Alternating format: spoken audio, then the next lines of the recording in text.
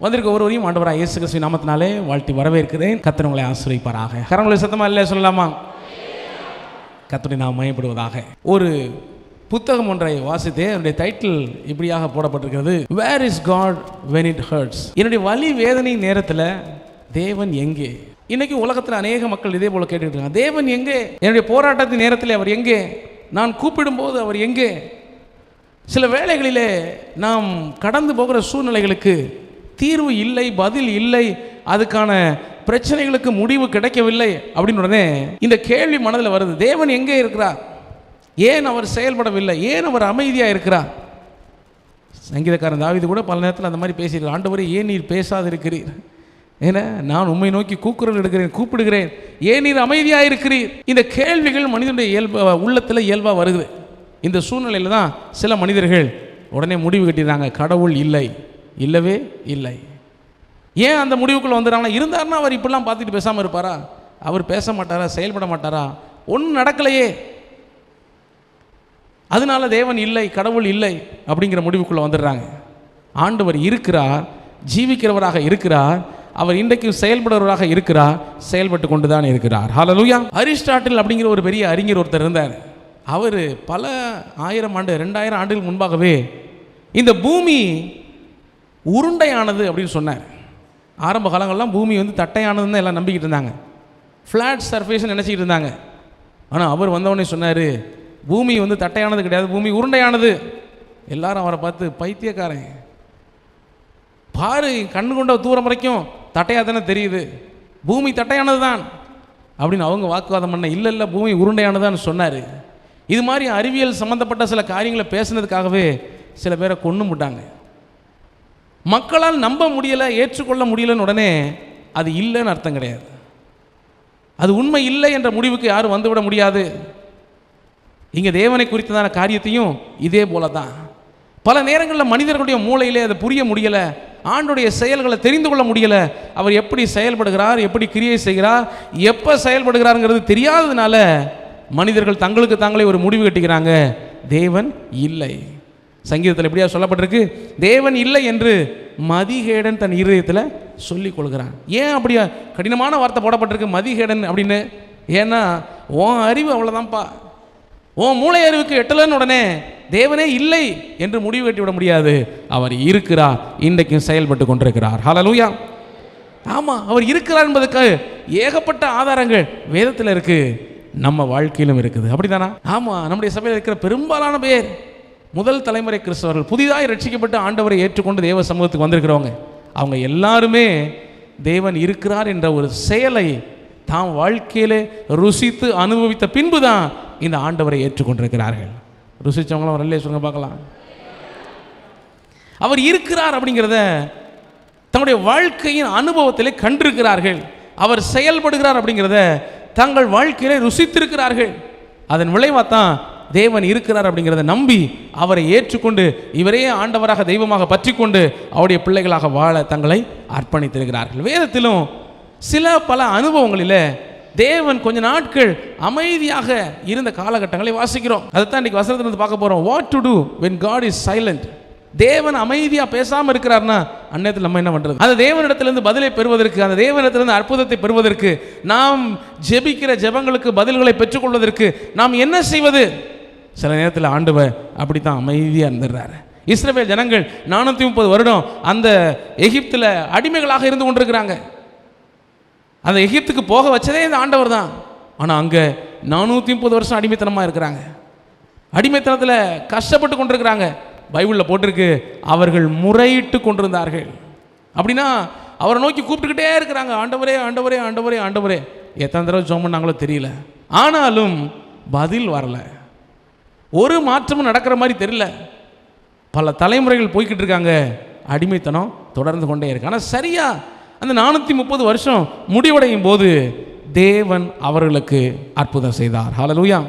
அந்த யாத்திரை 2ஆம் அதிகாரம் 23ஆம் வசனத்தை பாருங்க. சில காலம் சென்றபின் எகிப்தின் ராஜா மரித்தான், இஸ்ரவேல் புத்திரர் அடிமைத்தனத்தினால் தவித்து முறையிட்டு கொண்டிருந்தார்கள். அவர்கள் அடிமைத்தனத்திலிருந்து முறையிடும் சத்தம் தேவ சந்நிதியில் எட்டினது. அந்த 430 வருட காலம் முடிகிற வரைக்கும் தேவன் அமைதியாக இருந்தார்.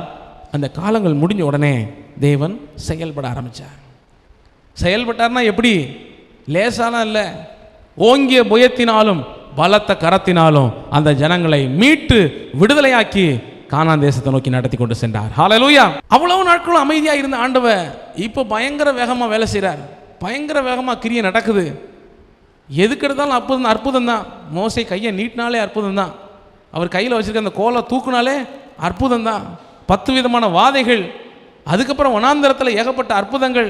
செங்கடலை பிளக்கிறாரு, வானத்திலேருந்து மண்ணா வருது, மலையிலேருந்து தண்ணி வருது, கற்பாறையிலேருந்து தண்ணி வருது, ஏகப்பட்ட அற்புதங்கள். இவ்வளவு அற்புதங்களும் அது அமைதியின் காலத்துக்கு பின்பாக நடக்க ஆரம்பிச்சிச்சு. ஸோ சில நேரங்களில் நம்ம வாழ்க்கையிலும் போல இது போல சில அமைதியின் காலங்கள், ஆண்டவர் பேசுகிறத கேட்க முடியாத சில காலங்கள். ஆண்டவர் ஒரு காலத்தில் பேசுகிறார், அதுக்கப்புறம் பார்த்தீங்கன்னா நீண்ட நாட்களுக்கு அமைதியாக இருக்கிறார். அமைதியாக இருக்கிறாங்கிறதுக்காக அவர் செயல்படலை அப்படின்னு அர்த்தம் இல்லை, அவர் செயல்பட்டு கொண்டு தான் இருக்கிறார். ஹல்லேலூயா. ஆமே. அந்த ஆண்டவர் நம்மளோட பேசிக்கிட்டு இல்லையே ஒழிய, அல்லது அவர் பேசுறது நம்ம பல நேரத்தில் கேட்கலையே ஒழிய, அவர் செயல்பட்டு கொண்டு இருக்கிறார். எப்பொழுதெல்லாம் அந்த அமைதியின் காலங்கள் இருந்துச்சோ அது முடியும் போது பயங்கரமான ஆர்ப்பரிப்பின் அற்புதங்கள், அதிசயங்கள் ஒவ்வொருடைய காலத்திலும் நடந்திருக்கிறது. இன்னொரு சரித்திரம் பார்த்தீங்கன்னா, பழைய ஏற்பாடு முடிஞ்சு புதிய ஏற்பாடு ஆரம்பிக்கிற அந்த காலகட்டம், அதுக்கும் பழைய ஏற்பாட்டுக்கும் புதிய ஏற்பாட்டுக்கும் இடைப்பட்ட அந்த காலகட்டம் 400 ஆண்டுகள். அதை இருண்ட காலம் அப்படின்னு சொல்கிறாங்க. ஏன் இருண்ட காலம்னு சொல்கிறாங்கன்னா, எந்த ஒரு தீர்க்கதரிசியும் அந்த காலத்தில் எழும்பவே இல்லை. ஆண்டோடைய சத்தம் இந்த ஜனங்களுக்கு கேட்கவே இல்லை. ஏன்னா பழைய ஏற்பாட்டு காலத்தில் தீர்க்கதரிசிகள் தான் ஆண்டவர் பேசுகிற வார்த்தையை கேட்டு ஜனங்களுக்கு சொல்லுகிறவர்களாக இருந்தாங்க. அப்படி சொன்ன தீர்க்க தரிசனங்களை தான் பழைய ஏற்பாட்டில் வாசிக்கிறோம். ஏசாயா, எரேமியாவிலிருந்து வரிசை மல்கியா வரைக்கும் அந்த தீர்க்கதரிசிகள் பேசின வார்த்தைகள் ஆண்டவர் சொன்ன தீர்க்க தரிசனங்கள் தான். ஆனால் மல்கியாவுக்கு அப்புறம் ஒரு தீர்க்கதரிசி எழும்பல 400 வருஷம். நீண்ட அமைதி, நீண்ட அமைதி, கர்த்தர் பேசாத ஒரு பெரிய அமைதி. ஆனால் அந்த அமைதிக்கு பின்பாக ஒரு மாபெரும் கிரியை நடந்துச்சு. தேவகுமாரனாகி இயேசு கிறிஸ்து இந்த உலகத்திலே பூலோகத்திலே கடந்து வந்தார். ஹல்லேலூயா, ஹல்லேலூயா. ஒரு பெரிய மாற்றம், ஒரு காலத்தின் புதிய பரிமாணம் அங்கே தோங்குகிறது. தேவன் சில வேளைகளில் அமைதியாக இருக்கிறது போல தெரியுதுன்னா ஒன்றை புரிந்து கொள்ளுங்க, புலி பதுங்குதுன்னா என்ன அர்த்தம்? பாய போதுன்னு அர்த்தம். ஹல்லேலூயா. அதனால ஒரு பெரிய கிரியை ஆண்டவர் நடப்பிக்க போகிறார், ஒரு பெரிய காரியத்தை அவர் செய்ய போகிறார், ஒரு பெரிய திட்டத்தை அவர் நிறைவேற்ற போகிறார். ஹல்லேலூயா. பைபிளில் இது போன்ற ஒரு சரித்திரத்தை தான் இந்த தேவனுடைய அமைதியின் காலத்தில் நம்ம என்ன செய்யறது அப்படிங்கிறத தெரிஞ்சுக்கிறதுக்காக வாசிக்க போகிறோம். 1 ராஜாக்கள் 18ஆம் அதிகாரம் 1ஆம் வசனத்தை வாசிக்கலாம். அநேக நாள் சென்று 3ஆம் வருஷமாகையில் கர்த்தருடைய வார்த்தை எலியாவுக்கு உண்டாகி, நீ போய் ஆகாபுக்கு உன்னை காண்பி, நான் தேசத்தின் மேல் மலையை கட்டளையிடுவேன் என்றார். அநேக நாள் சென்று விட்டது, 3 வருஷமும் முடிஞ்சிருச்சு. அதுக்கப்புறம் கர்த்தர் எலியாவோடு பேசினார். ஹல்லேலூயா. இந்த கர்த்தர் எலியாவோடு கூட பேசினார். பேசிட்டு என்ன சொல்றாரு? நீ போய் ஆகாபுக்கு உன்னை காண்பி, நான் தேசத்தின் மேல் மழையை கட்டளையிடுவேன். பாருங்க, இந்த பைபிள் இருக்கு பாருங்க, இதுதான் ஆண்டவர் நம்ம கொடுத்துருக்கிற மேனுவல் புக். இந்த ஃப்ளைட் ஓட்டுறாங்கல்ல, ஏரோப்ளைன் ஓட்டுறாங்கல்ல, அப்படி ஓட்டுக்கிற அந்த பைலட் 2 பேர் இருப்பாங்க. 2 பேரும் ஏரோப்ளைன் ஓட்டுறதுக்கு எல்லாமே படித்து தான் இருக்கிறாங்க, படித்து தான் அந்த வேலைக்கு போகிறாங்க. ஆனாலும் அந்த ஏரோப்ளைனில் அந்த பைலட் இருக்கிற அந்த இடத்துல ஒரு பெரிய புக்கு வச்சுருப்பாங்களா, பெரிய புக்கு. அதான் என்னென்னா அந்த ஃப்ளைட் மேனுவல், அதாவது ஹேண்ட் புக் அப்படின்னு சொல்கிறது.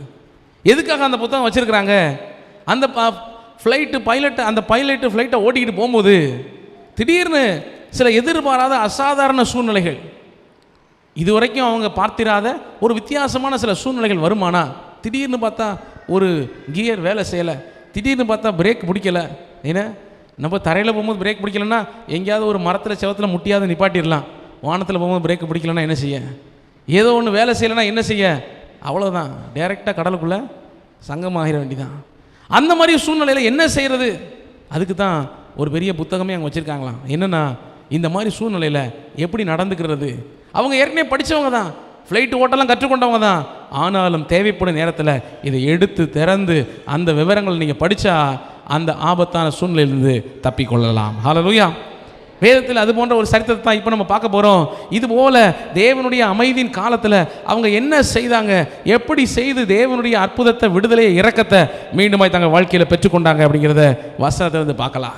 முதலாவதாக இந்த எலியா தீர்க்கதரிசி தேவனுடைய அற்புத கிரியை வெளிப்படுவதற்கு அவர் என்ன செய்தார்? 1 ராஜாக்கள் 18ஆம் அதிகாரம் 21ஆம் வசனத்தை வாசிக்கலாம். அப்பொழுது எலியா சகல ஜனத்தண்டைக்கும் வந்து, நீங்கள் எந்த மட்டும் 2 நினைவுகளால் குந்தி குந்தி நடப்பீர்கள்? கர்த்தர் தெய்வமானால் அவரை பின்பற்றுங்கள், பாகால் தெய்வமானால் அவனை பின்பற்றுங்கள் என்றான். ஜனங்கள் பிரத்யேகமாக அவனுக்கு ஒன்றும் சொல்லவில்லை. ஆமென். எந்த மட்டும் 2 நினைவுகளால் குந்தி குந்தி நடப்பீர்கள்? கர்த்தரை வேண்டுமானால் கர்த்தரை பின்பற்றுங்க, பாகால் வேண்டுமானால் பாகாலை பின்பற்றுங்க. ஆனால் 2 பக்கமும் நீங்கள் டபுள் கேம் ஆட வேண்டாம், இரட்டை வேடம் போட வேண்டாம், ஏதாவது ஒரு பக்கம் நெல்லுங்க. இந்த வசனத்தில் தான் அந்த செய்தியின் முதல் குறிப்பு பார்க்க போகிறோம். நம்முடைய வாழ்க்கையில் நாம் அறிந்திருக்கிற, நமக்கு அறிவுக்கு தெரிந்திருக்கிற பாவங்களை நீக்கி போடுங்க. தேவனுடைய அற்புதத்தை, இரக்கத்தை பெற நினைக்கிற இந்த எலியா தீர்க்கதரிசி முழு இஸ்ரவேல் ஜனத்துக்குமாக அவர் ஊழியம் செய்து கொண்டிருக்கிறார். அவர் தான் முதல்ல ஒரு காரியத்தை சொல்கிறாரு, உங்கள் வாழ்க்கையில் இருக்கிற பாவத்தை நீக்கி போடுங்க. இந்த இஸ்ரவேல் ஜனங்களுடைய வாழ்க்கையில் அன்றைக்கு காணப்பட்ட பாவம் என்ன அப்படின்னா விக்கிரக ஆராதனை. அவங்களுக்கு தெரியும், இந்த ஆண்டவர் யெகோவா தேவன், இவர் நல்லவர், அவரை தேடினா ஆசீர்வாதம் கிடைக்கும், இந்த பஞ்சம் மாறும், இந்த வறட்சி நீங்கும், நம்ம எதிர்பார்க்கிற நன்மை நடக்கும். எல்லாம் தெரிஞ்சாலும், இது ஆண்டவருக்கு பிரியங்கிறது தெரிஞ்சாலும், இன்னொரு பக்கம் அந்த தேசத்தின் ராஜா ஆகாப், அவனுடைய மனைவி ஆகிய ஏசபேல், இவங்க 2 பேரும் பாகால்களை வணங்குறதுல தீவிரமாக இருக்கிறாங்க.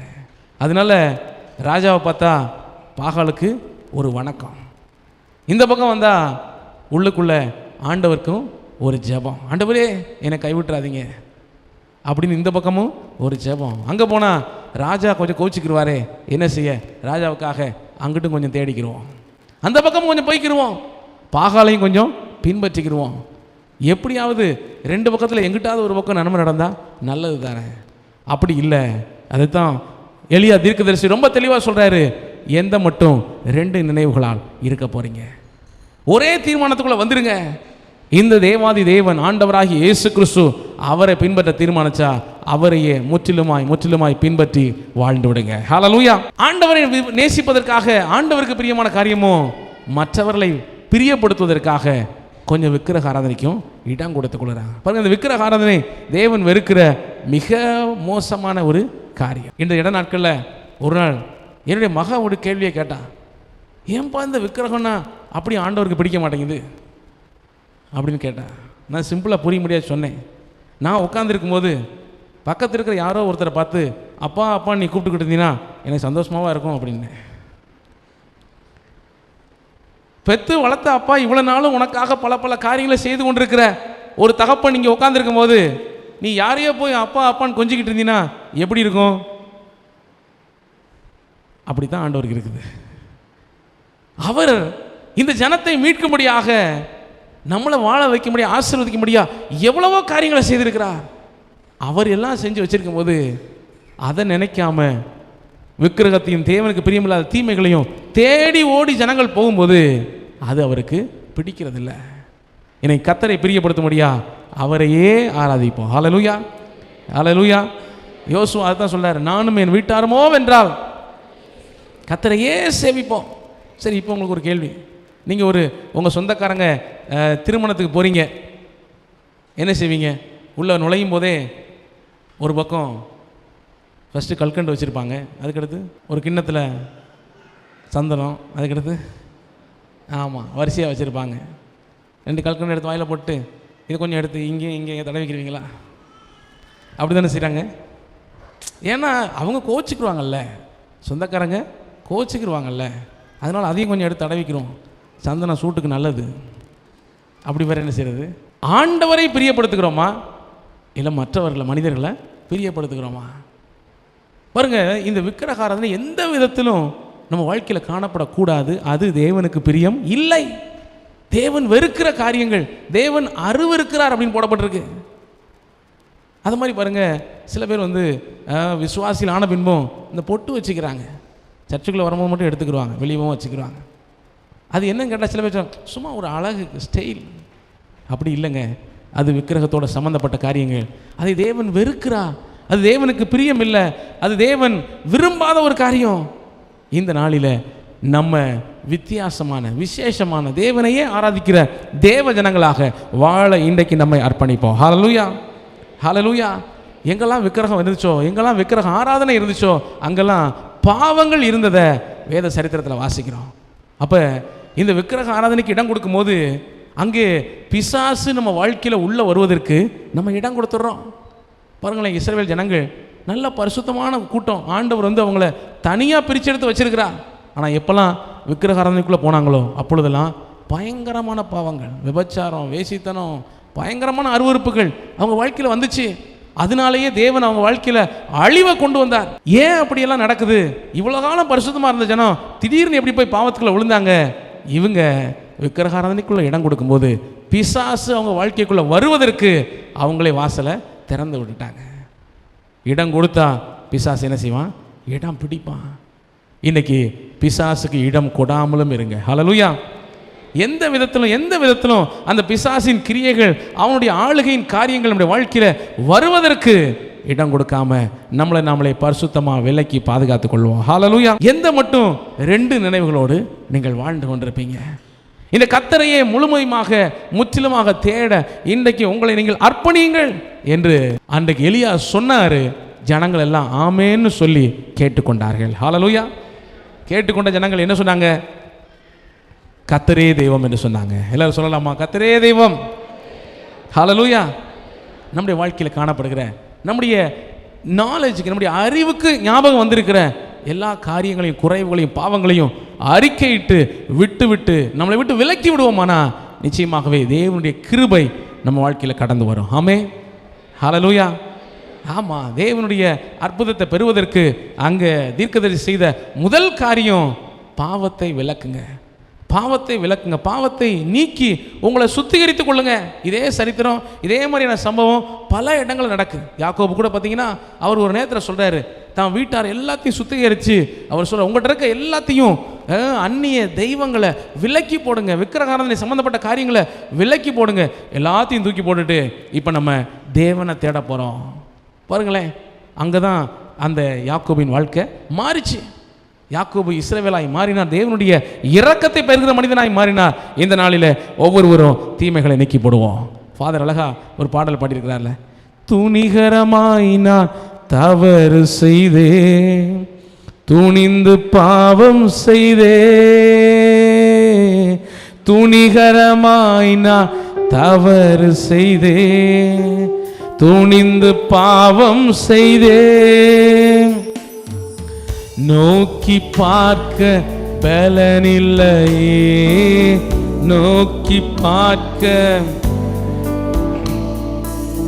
தூக்கி நிறுத்தும் என் தெய்வமே, தூக்கி நிறுத்தும் என் தெய்வம், என்னை கழுவி கழுவி தூய்மையாக்கும் கல்வாரி இரத்தத்தாலே, நான் பனியை போல வெண்மையாவே, முற்றிலும் வெண்மையாவே, ஏசையா ஏசையா. எல்லாரும் பாடுங்க, ஏசையா ஏசையா ஏசையா ஏசையா. ஹல்லேலூயா. அதனுடைய தொடர்ச்சியாக 2வது என்ன செய்கிறாங்கிறத பாருங்க.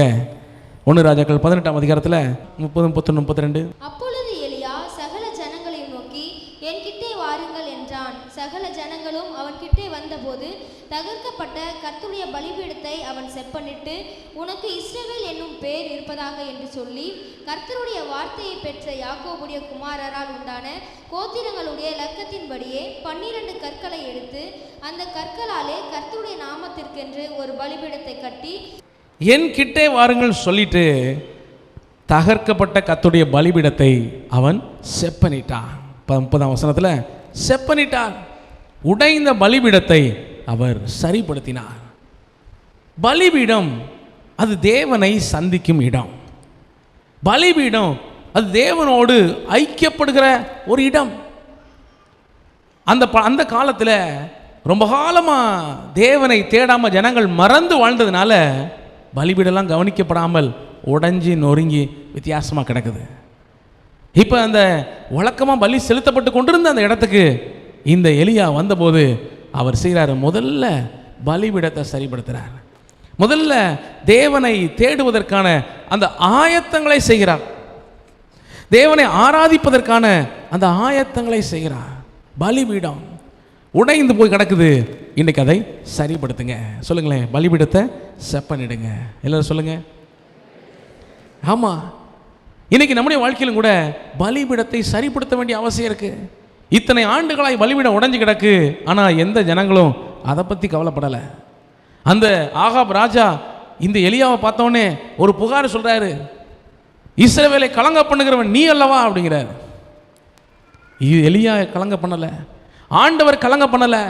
இன்னும் ஆண்டவர் தான் பஞ்சத்தை கொண்டு வந்துட்டார், நம்மளை ஆசீர்வதிக்கலை, நம்மளை தீமைக்குள்ள நடத்துகிறார் என்று ஜனங்கள் நினைத்துக் கொள்கிறாங்க, பேசிக்கொள்கிறாங்க. ஆனால் உண்மையாக என்னன்னு பார்த்தா இவர்கள் தங்கள் வாழ்க்கையை சரிப்படுத்தாமல் இருக்கிறாங்க. தேவன் எல்லாரையும் ஆசீர்வதிக்க சித்தமுள்ளவராக தான் இருக்கிறார். ஆனால் அந்த ஆசீர்வாதத்தை பெற்றுக்கொள்வதற்கு நாம் நம்மை ஆயத்தப்படுத்தி தகுதிப்படுத்த வேண்டியது அவசியமாக இருக்கிறது. ஹல்லேலூயா. பலிபீடத்தை சரிப்படுத்துங்க. அது என்ன பலிபீடம்? இன்னைக்கு இது நம்ம வாழ்க்கையோட எப்படி ஒத்து போகுது, எப்படி இணைந்து வருதுங்கிறத பாருங்க. நம்ம வாழ்க்கையில் நிஜமாகவே சில பலிபீடங்கள் உடைந்து கிடக்குது.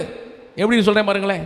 ரட்சிக்கப்பட்ட போது நமக்கு இருந்த ஆவிக்குரிய வாஞ்சை எப்படிப்பட்டதாக இருந்துச்சு, நம்முடைய ஜெப வாழ்க்கை எப்படிப்பட்டதாக இருந்துச்சு, தேவனை தேடுகிற அனுபவம் எப்படிப்பட்டதாக இருந்துச்சு, எவ்வளவு தீவிரமாய் ஆர்வமாய் வாஞ்சையாய் தேவனை தேடுவர்களாக இருந்தோம். இன்னைக்கு அந்த நிலைமையில் இருக்கிறோமா? இன்னைக்கு அந்த நிலைமையிலிருந்து குறைந்து இருக்கிறோம் என்றால் நிச்சயமாகவே நம்முடைய பலிபீடம் உடைஞ்சுதான் கிடக்கு.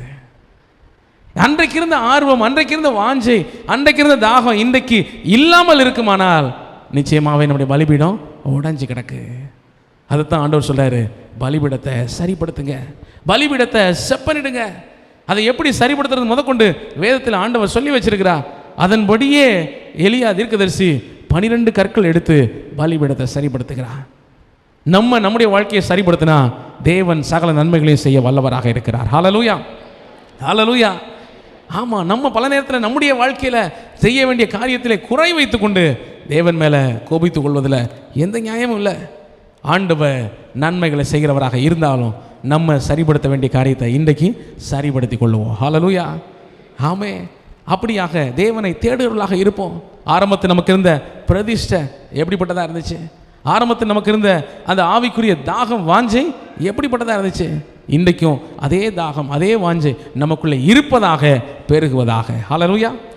ஆமாம், சில சகோதரர்லாம் என்னிடத்தில் சொல்லியிருக்கிறாங்க, நாங்கள் ஆரம்ப காலத்தில் பாஸ்டர் ரட்சிக்கப்பட்ட ஆரம்பத்தில் அல்லது வாலிப காலத்தில் அப்படி ஜோம் பண்ணோம், கூடி ஜோம் பண்ணுவோம், நண்பர்களாக சேர்ந்து ஜோம் பண்ணுவோம், இரவெல்லாம் ஜோம் பண்ணுவோம், பகலெல்லாம் ஜோம் பண்ணுவோம்.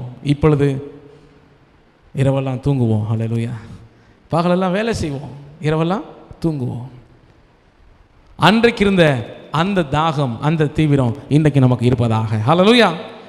அன்றைக்கு இருந்த அந்த தேவனை தேடுகிற வாஞ்சை இன்னைக்கு நமக்குள்ளே பெருகுவதாக. அப்படிப்பட்ட வாஞ்சை பெருகுமானால், அப்படிப்பட்ட தாகம் அதிகமாகுமானால் இன்றைக்கும் நம்முடைய பலிபீடம் சரியாக இருக்குதுன்னு அர்த்தம். அந்த பலிபீடத்தில் பலியை செலுத்தினா தேவன் அங்கே இறங்குவார். ஹல்லேலூயா, ஹல்லேலூயா. தேவன் அங்கே இறங்குவார்.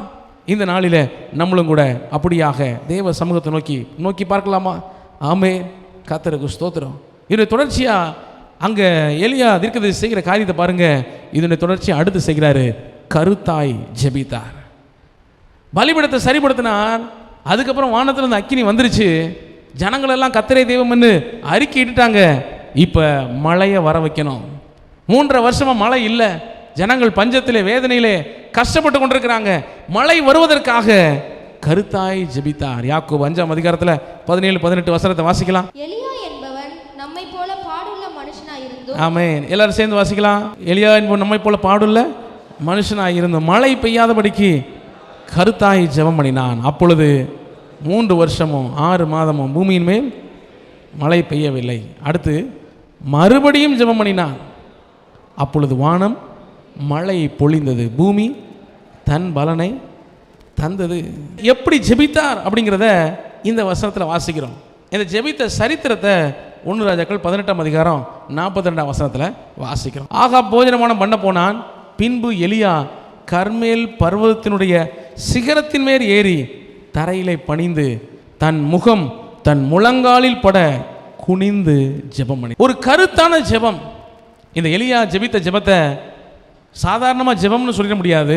அது எப்படிப்பட்ட ஜெபம் சொல்லுங்க? அது எப்படிப்பட்ட ஜெபம்? கருத்தாய் ஜெபிக்கிற ஒரு ஜெபம். பாருங்களேன், எப்பயுமே பைபிளில் சொல்லப்பட்டுள்ள பல மலைகள் இது எல்லாமே தேவனோடு சம்மந்தப்பட்டதாய், தேவ பிரசன்னத்தோடு சம்மந்தப்பட்டதாய் இருக்குது. இந்த கர்மேல் மலையில் எலியா ஜெபம் பண்ணான்னு வாசிக்கிறோம். தேவன் அங்கே இறங்கினார்னு வாசிக்கிறோம். சீனாய் மலையில் தேவன் இறங்கினார். ஓரேப் மலையில் அங்கே ஆண்டவர் இறங்கினார். எர்மோன் மலை, சியோன் மலை, எல்லா மலைகளையும் பார்த்தீங்கன்னா அது தேவனை சந்திக்கும் இடமாக இருந்திருக்கிறது. தேவனோடு நெருக்கமாய் ஐக்கியப்படக்கூடிய ஒரு இடமாக இருந்திருக்கிறது. இந்த இடத்திலும் ஏற்கனவே கர்மேல் மலையில் தான் இருக்கிறாரு.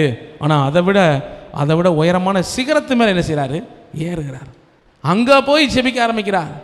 அதனுடைய நோக்கம், அவனுடைய அர்த்தம், காரணம் என்னென்னா, எந்த மனிதர்களோடும் டிஸ்டர்பே இல்லாத தேவனோடு மட்டுமே தொடர்பு கொள்ளக்கூடிய ஒரு இடத்துல அவர் அங்கே போய் ஜெபிக்கிறார். இயேசு கிறிஸ்து கூட ஊழியம் செய்த நாட்களில் அநேக நேரங்கள் ஜெபிக்கும்படியா ஒலிவ மலைக்கு போனார் அப்படின்னு வாசிக்கிறோம். எதுக்காகனா, உயரமான இடத்துக்கு போனால் கூட்டம் இருக்காது, ஆள் கூட்டம் என்ன செய்யாது, இருக்காது, ஜன கூட்டம் இருக்காது. தனியான ஒரு இடத்துல ஒரு நேரத்தை குறித்து ஜெபிக்க ஆரம்பித்தார். இந்த எலியாவும் கூட அந்த மலையிலே உச்சியில் போய் உட்காந்து ஜெபிக்கிறார்னா அதனுடைய அர்த்தம், நோக்கம் என்னென்னா, மலையில் ஏறிட்டால் ஈஸியாக இறங்கி வர முடியாது. போனால் பல மணி நேரம் உட்காந்து தான் இருக்கணும், அங்கே ஜெபித்து கொண்டு தான் இருக்கணும். கருத்தோடு கூட தன்னுடைய உள்ளத்தை ஊற்றி அவர் ஜெபித்து கொண்டிருக்கிறார். அந்த கருத்தான ஜெபத்தை கர்த்தர் கேட்டார். ஹல்லேலூயா, ஹல்லேலூயா. இன்னைக்கு கூட நம்முடைய ஜெபம் அந்த அளவு ஒரு கருத்தான ஜெபமாக இருப்பதாக. கருத்தான ஜெபம்னா அது எப்படி நீங்கள் நினைக்கிறீங்க? நீங்கள் நடுவில் வீட்டில் முழங்கால் போட்டு ஜெபம் பண்ணிட்டு இருக்கீங்க. ஜெபம் பண்ணிட்டு இருக்கும்போதே நல்லா சோதரம் 2 அந்நிய பாஷையும் பேசிக்கிட்டு மகனை கூப்பிட்டு, அடுப்பு ஆஃப் பண்ணியிருக்கான்னு பாரு. அப்புறம் சோதர நல்லா ஜெபம் பண்ணிட்டு, பேப்பர் வந்துருச்சான்னு பாரு. அப்படி இருக்க ஜெபம் அது கருத்தான ஜெபமாக என்ன செய்ய முடியாது, இருக்க முடியாது. கருத்தான ஜெபம்னா என்ன? நம்மையே மறந்து, தேவ சமூகத்தில் நம்மையே மறந்து, சுற்றி இருக்கிற எல்லா சூழ்நிலைகள் காரியங்களையும் மறந்து அவரை மட்டுமே நம்முடைய சிந்தைகளை நினைத்து நம்ம ஜெபிக்கும் போதுதான் அந்த ஜெபம் கருத்தான ஜெபம். அந்த ஜெபத்திலே கர்த்தர் இறங்கி வருகிறார். அந்த ஜெபத்திலே தேவன் பேசுகிறார். ஹல்லேலூயா. அப்படியாக எலியா ஜெபிக்கிறார். கருத்தான ஜெபம். தான் முகம் முழங்காலில் பட அளவுக்கு அப்படி குனிஞ்சிக்கிட்டு அவ்வளவு பாரத்தோட கருத்தோடு அவர் ஜெபிக்கிறார். ஜெபித்த ஜெபத்தின் பலனாய் அன்றைக்கு உள்ளங்கை அத்தனை சிறிய மேகம் எழும்பினது, அற்புதம் நடந்தது. ஹல்லேலூயா.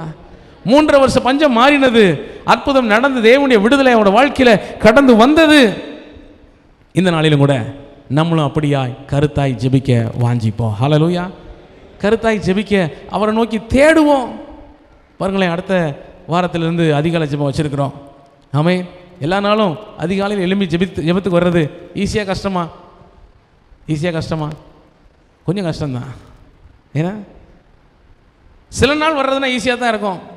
வெள்ளிக்கிழமை மட்டும் எந்திரிச்சு வர்றது கூட சரி, ஒரு அலாரத்தை வச்சு எப்படியாவது எந்திரிச்சு வந்துடலாம். டெய்லி வரணும்னா கொஞ்சம் கஷ்டம்தான். சில நாள் நமக்கு ஏதாவது வேலைகள் இருக்குமானால் அந்நேரத்தில் எழும்பி காலையிலே சீக்கிரமாக எழும்பி வர்றது கஷ்டம்தான். ஆனாலும் தேவனை சந்திப்பது என்பது அவ்வளவு லேசான காரியம் இல்லை. ஆமே.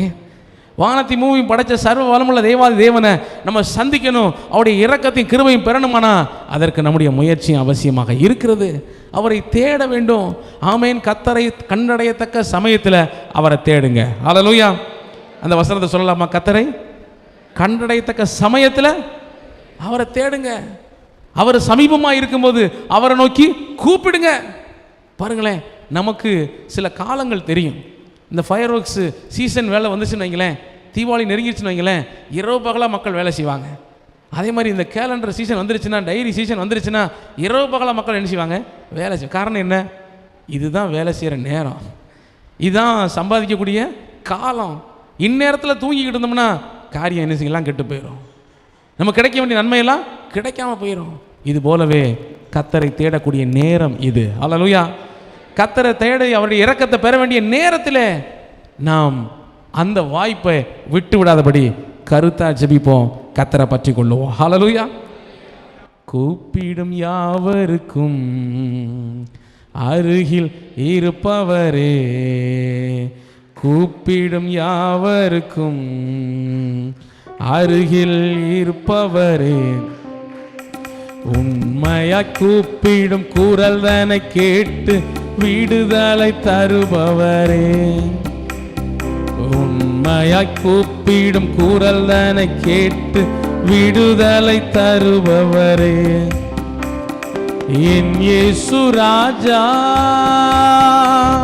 ஸ்தோத்திரம், என் இயேசு ராஜா ஸ்தோத்திரம், ஸ்தோத்திரமே ஸ்தோத்திரமே உயிருள்ள நாளெல்லாமே, ஐயா ஸ்தோத்திரமே உயிருள்ள நாளெல்லாமே. ஹல்லேலூயா. கரங்களை சத்தமா இல்லையா சொல்லலாமா? கருத்தாய் ஜெபித்த இவர் அடுத்தது பாருங்க, வேத வசனத்தின் வார்த்தைக்கு நேராக திரும்புகிறார். 1 ராஜாக்கள் 18ஆம் அதிகாரம் 36ஆம் வசனத்தை வாசிக்கலாம். அந்திபலி செலுத்தும் நேரத்திலே தீர்க்கதரிசியான எலியா வந்து, ஆபிரகாமுக்கும் ஈசாக்குக்கும் யாக்கோபுக்கும் தேவனாகிய கர்த்தாவே, இஸ்ரவேலிலே நீர் தேவன் என்றும் நான் உம்முடைய ஊழியக்காரன் என்றும் நான் இந்த காரியங்களை எல்லாம் உம்முடைய வார்த்தையின்படி செய்தேன் என்றும் இன்றைக்கு விளங்க பண்ணோம். நான் இந்த காரியங்களை எல்லாம் உம்முடைய வார்த்தையின்படியே செய்தேன் என்பதை இன்றைக்கு விளங்க பண்ணோம். அதாவது ஆண்டவர் பேசினார். என்ன பேசினார்? நீ போய் ஆகாபுக்கு உன்னை காண்பி, நான் மலையை கட்டளையிடுவேன், அவ்வளோதான் பேசினார். ஆனால் இவர் செஞ்ச விஷயம் ஏகப்பட்ட காரியங்கள். வேதம் முழுவதும் நீங்கள் படித்து பார்த்தீங்கன்னா இது போலவே ஆண்டவர் வந்து ரொம்ப ஷார்ட்டாக தான் பேசுகிறார், ரொம்ப சுருக்கமாக தான் பேசுகிறார். ஆபிரகாமுக்கு என்ன பேசினார்? இந்த தேசம் முழுவதும் தருவேன் அப்படின்னாரு, அவ்வளோதான். அதுக்கப்புறம் ஒரு நாள் உனக்கு ஒரு பிள்ளையை தருவேன் அப்படின்னாரு. ஆனால் அதுக்கப்புறம் வாழ்க்கையில் பல பல காரியங்கள், பல பல தீர்மானங்கள், பல பல செயல்களை செய்கிறதுக்கு அந்த நேரத்துலலாம் ஆண்டவர் வந்து வந்து பேசிக்கிட்டே இருக்கலை. அப்போ என்ன செய்கிறது? இன்றைக்கி சிலர் நினைக்கிறோம் என்ன அப்படின்னா, நம்முடைய ஒவ்வொரு காரியத்தையும் ஆண்டவர் பேசி வழி நடத்தணும். நல்லது தான், கர்த்தருடைய சத்தம் கேட்டு நடக்கணும்னு நினைக்கிற நல்லது தான். ஆனால் இங்கே போனோடனே, ஆண்டவரே இன்றைக்கி வீட்டுக்கு போவா, சர்ச்சிலே இருக்கவா, ஜோம்னிகிட்டே இன்றைக்கி ஃபுல்லாக இருக்கவா, வீட்டுக்கு போ, அப்படி இல்லாமல் ஆண்டவர் பேசுவார். சரி வீட்டுக்கு போயிட்டீங்க, ஆண்டவர் இன்றைக்கி சாப்பிடவா, ஃபாஸ்டிங் இருக்கவா? ஆண்டவர் பேசுவாரா? பேச மாட்டார். ஏன்னா அவசியமான சில காரியங்கள் ஆண்டவர் பேசுவார், மீதி எல்லாமே நம்ம எப்படி செய்யணுங்கிறத இந்த மேனுவல் புக்கில் எழுதி கொடுத்துருக்கிறார். ஹல்லேலூயா. அதுதான் ஆரம்பத்தில் சொன்னேன், இது வந்து என்ன புக்கு? வேதம் வந்து மேனுவல், அதுக்கு ஒரு ஆப்ரேட்டிங் கைடு. நீங்கள் வீட்டில் ஒரு புதுசாக ஒரு ஃப்ரிட்ஜோ வாஷிங் மிஷினோ வாங்குறீங்கன்னா அதை எப்படி பயன்படுத்தணுங்கிறதுக்கான ஒரு புத்தகம் என்ன செய்கிறாங்க, கொடுக்குறாங்க. அதை நீங்கள் பார்த்து படிச்சிங்கன்னா தெரிஞ்சுக்கலாம், இதுக்கு எவ்வளோ வோல்டேஜ் கொடுக்கணும், இதை எப்படி பயன்படுத்தணும், எப்படி செஞ்சால் இது ரொம்ப காலத்துக்கு பத்திரமா இருக்கும், பாதுகாப்பாக நமக்கு பிரயோஜனமாக இருக்குங்கிறத தெரிஞ்சுக்கலாம். இதுபோல் நம்ம வாழ்க்கையின் எல்லா சூழ்நிலைகளிலும் எப்படி நடக்கணுங்கிறத வேதத்தில் ஆண்டவர் எழுதி கொடுத்துருக்கிறார். அவ்வப்போது அவசியமான சில வார்த்தைகளை மட்டும்தான் தேவன் நேரடியாக பேசுகிறார். இந்த இடத்திலும் எலியா சொல்கிறாரு, ஆண்டவரே நான் இது எல்லாத்தையும் உடைய வார்த்தையின்படி தான் நான் செய்கிறேன். எந்த வார்த்தைங்க? ஒரு நேரத்தில் ஆண்டவர் பேசினா அதுக்கப்புறம் என்னெல்லாம் செய்யணும்னு வேதத்தில் ஆண்டவர் எழுதி கொடுத்துருக்கிறார். ஹல்லேலூயா. இன்றைக்கி கூட நம்ம வாழ்க்கைக்கு தேவையான எல்லா காரியத்தையும் வேதத்திலே ஆண்டவர் எழுதி கொடுத்துருக்கிறார். நம்ம வாழ்க்கையில் எப்படி நடக்கணும், நம்ம வாழ்க்கையில் ஒவ்வொரு காரியங்களும் எப்படி செய்யணும், எந்த காரியத்தை எப்படி தெரிந்து கொள்ளணும், ஆமென், எதை தெரிந்து கொள்ளணும், எதை விட்டு விடணும், எது நம்முடைய வாழ்க்கைக்கு நல்லது, அது குடும்பம் நடத்துறதா இருந்தாலும் அதை குறித்தும் ஆண்டவர் வேதத்தில் கற்றுக் கொடுத்துருக்கிறார். பிள்ளைகளை வளர்க்குறத குறித்தும் வசனத்தில் ஆண்டவர் கற்றுக் கொடுத்துருக்கிறார். நம்முடைய எதிர்காலத்தை குறித்தும் கற்றுக் கொடுத்துருக்கிறார். நம்முடைய பிஸ்னஸை எப்படி நடத்தணும் அதை குறித்தும் வேதத்தில் ஆண்டவர் சொல்லி கொடுத்துருக்கிறார். ஹல்லேலூயா, ஹல்லேலூயா. ஆமாம், கடந்த வாரம் நடந்த இந்த மீட்டிங்கில் பேசிக்கிட்டு இருக்கும்போது சொன்ன ஒரு வார்த்தை என்னன்னா, ஆண்டவர் வேதத்தில் அநேக காரியங்கள் சொல்லப்பட்டிருக்கு, ஜெபத்தை பற்றி போட்டிருக்கு, பல பல காரியங்களை பற்றி போட்டிருக்கு. ஆனால் பணத்தை பற்றி கிட்டத்தட்ட 3500 தடவை ஆண்டவர் பேசியிருக்கிறார். பைபிளில் வேதத்தில் பணத்தை எப்படி கையாளணும், பணத்தை எப்படி பயன்படுத்தணும். அவ்வளோ தடவை ஆண்டவர் பேசியிருக்கிறார். இதை வச்சு தான் பேசுகிறாங்க. பிஸ்னஸ் எப்படி பண்ணணுங்கிறத ஆண்டவர் வேதத்தில் சொல்லியிருக்கிறாருங்க. அதை படித்து அதன்படி நீங்கள் செய்யுங்க. ஹல்லேலூயா. நம்முடைய வாழ்க்கைக்கு தேவையான எல்லாத்த குறித்தும் ஆண்டவர் வேதத்தில் பேசியிருக்கிறார். அதை நம்ம கற்றுக்கொண்டு நம்முடைய வாழ்க்கையில் கடைபிடித்து செயல்படுத்தினா நம்முடைய வாழ்க்கை ஆசீர்வாதமாய் நன்மையாக இருக்கும் அப்படிங்கிறதுல சந்தேகமே இல்லை. ஹல்லேலூயா. இந்த வேதத்தை வாசிக்காத அல்லது வேதத்தை அறிந்து கொள்ளாதவர்கள் தான் யாராவது நமக்கு ஏதாவது சொல்ல மாட்டாங்களா, தீர்க்கதரிசனம் சொல்ல மாட்டாங்களா, நமக்கு வழிகாட்ட மாட்டாங்களான்னு மற்றவர்களை தேடி ஓடிக்கொண்டிருக்கிறாங்க. ஆண்டவர் நமக்கு தேவையான எல்லா வழிகாட்டுகளையும் இந்த வேதத்தில் ஆண்டவர் சொல்லி கொடுத்துருக்கிறார். ஹல்லேலூயா. இதை வாசிங்க, வேதத்தை கருத்தோடு கூட வாசிங்க. வேதத்தை கருத்தோடு கூட வாசிக்கும் போது இதன் மூலமாய் கர்த்தர் நம்மை வழி நடத்துவார். ஆமென். ஹல்லேலூயா. சமீபத்தில் நான் பார்த்தேன், நம்ம சபையில் கூட அநேகர் புதுசாக ரட்சிக்கப்பட்டு வந்தவங்கிறனால ஒரு வசனத்தை சொன்னால் பைபிளில் தேடி எடுக்கவே கஷ்டப்படுறாங்க. தெரியல. சில்ட்ரன் சர்வீஸில் பாருங்கள், வளர்கிற பிள்ளைகளுக்கு இந்த பைபிள் அட்டவணையை படிக்க சொல்கிறோம். ஆமாம், பிள்ளைகள் எல்லாருக்கும் என்ன செய்கிறாங்க, சொல்கிறாங்க. எதுக்காக படிச்சிங்கள்ல? ஆமாம், இப்போ தான் படித்து முடிச்சு கீழே வந்திருக்காங்க. ஏன் படிக்க சொல்கிறதுனா, அட்டவணையை படிச்சுக்கிட்டா எந்த வசனமானாலும் மிக வேகமாக என்ன செய்யலாம், எடுக்கலாம், வாசிக்கலாம். வேதத்தை கருத்தாய் வாசிங்க வாசிங்க வாசிங்க. நம்ம வாழ்க்கைக்கு தேவையான எல்லா ஞானமும் இந்த வேதத்திலே கர்த்தர் சொல்லி கொடுத்துருக்கிறார். ஹல்லேலூயா. அதனால தான் வார்த்தைக்கு நேராக திரும்புங்க. இந்த எலியா சொல்கிறாரு, ஆண்டவரே நான் செய்கிறது எல்லாத்தையும் ஏன் இஷ்டத்துக்கு நான் எதையும் செய்யலை, உங்கள் வார்த்தையின்படியே நான் செய்கிறேன். அவருடைய வார்த்தையின்படியே நம்ம செய்யும்போது அற்புதம் நடக்கும், அதிசயம் வெளிப்படும். ஹல்லேலூயா. ஹல்லேலூயா.